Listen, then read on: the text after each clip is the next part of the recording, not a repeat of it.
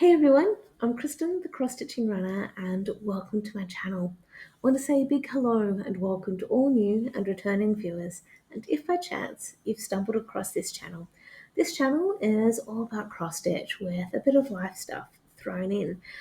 Today is Saturday, the 20th of September, and my aim for this episode is to be as clear, concise, and quick as I practically can for this episode because I have looked into some alternate software to use for recording these episodes that still have some editing functionality available. I still need to do some searching. So I'm using the same stuff as I was last week. Fingers crossed I don't have to do too many restarts or anything to that effect. But that's by the by. What we will do though is get into the stitching that I've done for this week. The first piece that I have to share with you is my progress on a piece called Under the Sea that has been exclusively designed by Durene Jones for Lakeside Needlecraft. This is where I'm up to. This is being stitched on 28 count opalescent fabric that has been hand dyed by Paddock Lane Designs. This particular fabric is called Tropical. I have been working mostly on the area near where we see the big oyster or pearl. I keep wanting to call it a pearl.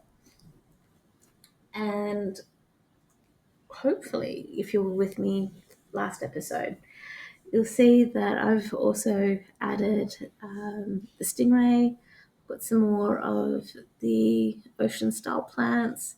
We have more of the crab and the fish here. I have one more little fish that I need to add in front of the stingray and do the back stitch. So we could say that I'm about 90% complete for the third page, which means that I've got about 6 pages to go.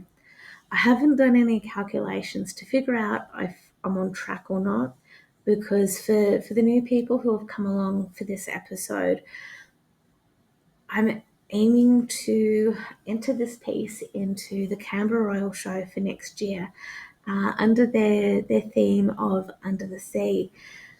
I'm looking forward to going to the show next year to actually see what people have done with that particular theme. I think it's going to be pretty cool. Okay, also, before I move on, I've worked on Under the Sea for about 3 days. I am using the paper chart and I've not been keeping exact count of how many stitches I'm doing or anything to that effect. So each day is varied a little bit, where some days I might get a couple of hundred stitches in, others might be 100 if I'm lucky. Okay, so the next piece that I have to share with you is called Halloween Quaker, and it's by Lila Studio. And let's bring up the cover page for it. Okay, so this is Halloween Quaker and roughly what it will look like when it's done. I purchased this pattern probably about what feels like 2 or 3 weeks ago. It probably was roughly that. And this is where I'm up to. If I can get organized, it'll be all right. Now, with Halloween Quaker, I am stitching this on a piece of fabric called Turbulent, and it has been hand dyed by Paddock Lane Designs. It is a 36 count, 36 count linen, and roughly this time last year, I'd also stitched this cute little bat out of Just Cross Stitching's Halloween special magazine for the year 2023, maybe 2024. I'm not 100% certain because I don't have the magazine with me at the moment. However, I am enjoying stitching Halloween Quaker. where we see the motif at the bottom with the flower, that is as far down as it's going to go. So I'm actually feeling quite relieved and chuffed with myself for being able to measure things out relatively well. And what you may have also noticed is that I am not following the pattern exactly as far as color choices are concerned. That's largely due to me wanting to use a lot of the threads rather in my stash that I may not otherwise get to use. So I'm looking forward to doing the journey with all of you because I don't have the colors planned out too much. Okay, now let's get on to the next project.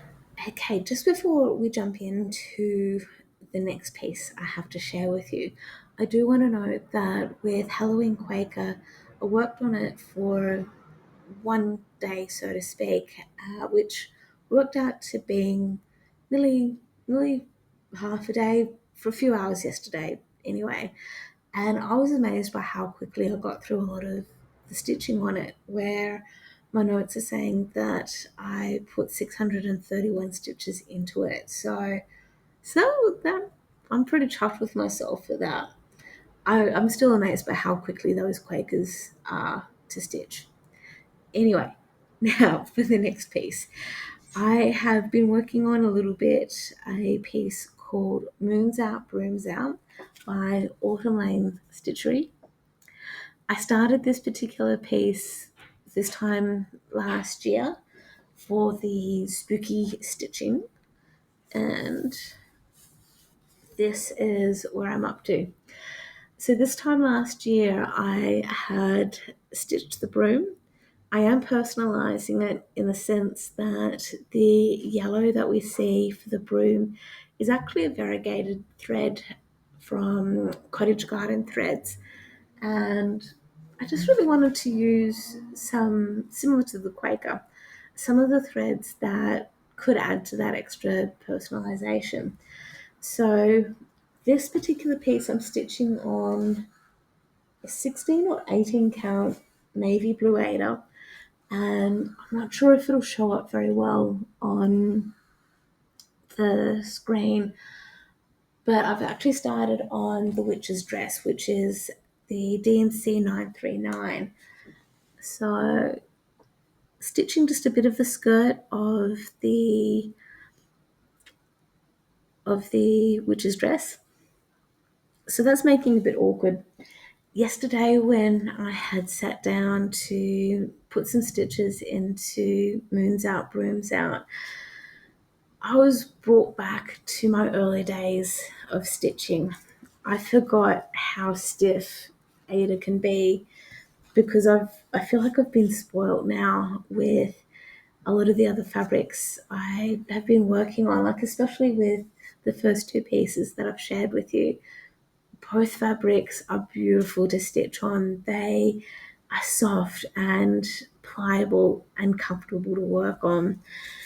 This particular Ada is stiff, it's uncomfortable, and I know that it's at the early stages or early days I've been worked on, and I'm hoping that it will be the type of Ada that as time goes on it'll warm up, it'll be okay. Fingers crossed. So with Moons Out, Brooms Out, it's really only been yesterday and a very tiny bit of this morning where I finished off some of the thread for the witch's dress. Also noting that with Moons Out, Brooms Out, I am stitching it on the physical chart, so I don't really have any more stats than that I can really provide on percentages or anything like that. However, the next piece that I have to share with you is called his Master's Voice Mini. It is based on artwork by Lisa Parker, charted by Heaven and Earth Designs, and this is roughly what his Master's Voice will look like when it's done. With his Master's Voice Mini, I have just put 1 day of stitching into it, and it's equated to about 400 or 500 stitches. And this is where I'm up to so far. And as you might be able to notice, if you've been with me for a bit of time, I've started working down where the Ouija board is because I needed a bit of a break from some of the darker colours. And I wanted to get a bit more shape put into this piece. So I'm stitching this as a mixture of 2/2, no, 2/1 rather, and in some cases it's 10th stitch with the background. I'm taking a closer look just to remind myself as to what the exact details are. Now, it is definitely 2/1. I'm used to 2/2 saying that phrasing for the Under the Sea piece because I am stitching that 2/2 on the 28 count even weave opalescent. Now, my opinion, actually, I'm also stitching at 1/1 in some spots as well. Now, with the next piece that I have to share with you, I learned something about the needles that I hadn't expected. So, the next piece that I have to share with you is the Headless Horseman by Unconventional Cross Stitch, or as some people call them, Unconventional X Stitch.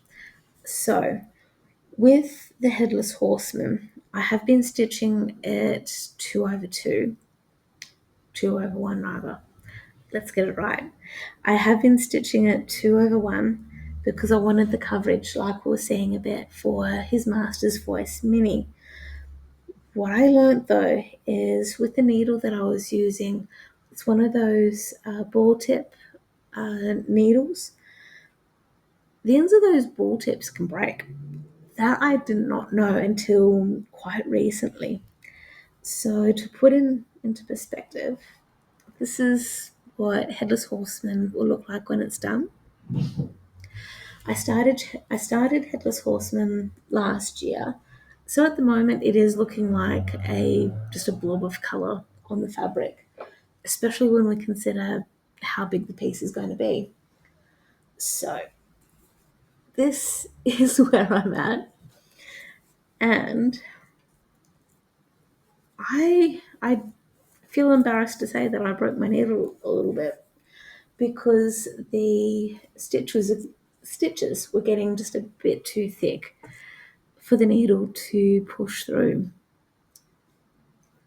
I am changing my ways now where I'm slowly trying to finish off a part of where I've started where it's 2/1. I have the aim of then, like up here, just doing the 1/1 instead, so that way I don't keep going through my needles and breaking them. So with Headless Horseman, I have done about 2 days worth of stitching, and each day has been about 200 to 300 stitches. Again, it still doesn't look like much, and it will be a while before I feel like I really see the progress in the piece that enables us to see the true shape of the piece. We'll get there. It's all okay. Earlier this week, when I was catching up on some of my Flosstube and working on the projects that we've just seen, I found out about a stitching retreat that's going to be happening next year in June in Adelaide here in Australia. I found out about it through the Flosstube Stitcher, and I'm super excited about going to this retreat. It was a spur of the moment decision to sign up to attend.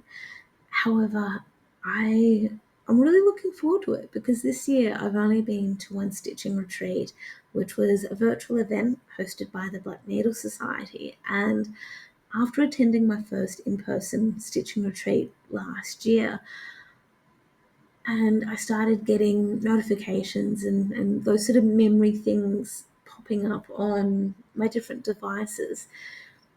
And it reminded me how much I miss sort of doing that in person catch up.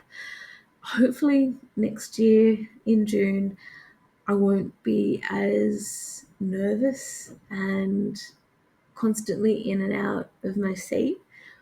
However, I think it'll be a very cool experience, and I'm looking forward to seeing some familiar faces and making new friends as well. Familiar faces in the sense that the Flosstube stitcher who I heard about the stitching retreat, she was one of the first Flosstubers I started watching a few years ago, like well before I started recording any of these sorts of episodes. And she did go by a different name at the time and took a break from Flosstube, that kind of thing, and came back under a different name. So it was super cool to hear that she's back on Flosstube, because even in the years ago when she was doing the floss tubes under a different name, I absolutely loved seeing the different pieces that she was working on, and especially the full coverage pieces. So it's absolutely awesome that she's back doing floss tube again. The other bit of update that I have is an unexpected stitching thing I came across as part of some creative writing that I've been doing on the side. And there's this website called Stitchery. They're based over in the UK, and I came across this event that's going to be starting at the end of September, so within the next week or so at the most. And it's called Threads of Deceit, a cross-stitch murder mystery. This feels like it's right up my alley. It has this feeling of Cluedo or Clue, depending on which country you're in. Cluedo, that's how I know it to be here in Australia, is one of my favourite board games, and was a game that my best friend and I at the time played on a regular basis. For me, this is cool and exciting. I am tempted to press a few extra buttons and sign up for the stitching event. We'll wait and see. It might be a spur of the moment thing, or I might chicken out. I don't know. We'll wait and see. However, I still think it'll be pretty cool, and I'll put all the details into the description box below, as with the stitching retreat happening in August. I don't know why I've got August on the brain. June next year. So the other little bit of an update thing that I want to provide, which is actually related to the Threads of Deceit stitch along. Not quite stitch along. No. I've been really getting into doing these immersive writing sessions, and these immersive writing sessions are created by a lady called Abby Emmons. I hope I'm pronouncing the surname correctly. With these immersive writing sessions, what I love about them is they're broken down into 25-minute chunks, and you get a 5-minute break between each chunk until you almost get to 2 hours. So there's 4 25-minute sessions, and in those sessions they can enable you to work on whatever project you've got going, or even starting a new one. And it's pretty much up to you as the creative person to determine what exactly it is you're working on. And I've really enjoyed these, because I like having a little bit of the background music going on. It's for muchness, not too much of a distraction, and they've got different themes as well. I've really enjoyed it, and I feel like it's just really tapped into a bit of the way my brain works, mostly because I, about a month or so ago, was diagnosed with mild ADHD. That was something I was surprised by, but as time has gone on, it has made a bucket load of sense to go, okay, so it's ADHD, it's not any other weird stuff going on. So that is something I'm looking forward to utilizing and implementing in other components of my life, and hopefully helping out with a bit more of my stitching as well, because I'd love to still be a little bit more focused on the stitching. And I think it's a little bit of the reason why my AFL stitching challenge, how I've got that set up, works so well for my style of stitching and how my brain works and interest levels and so forth. So that was just something really cool. Again, details will be in the description box below. And that is pretty much it for all of the stitching, any updates, and all the jazz that goes with it. Thank you so much for hanging out with me for a little bit. I aim to catch up with you hopefully this time next week, and hopefully I'll have a bit more progress done on some of the projects that we've seen.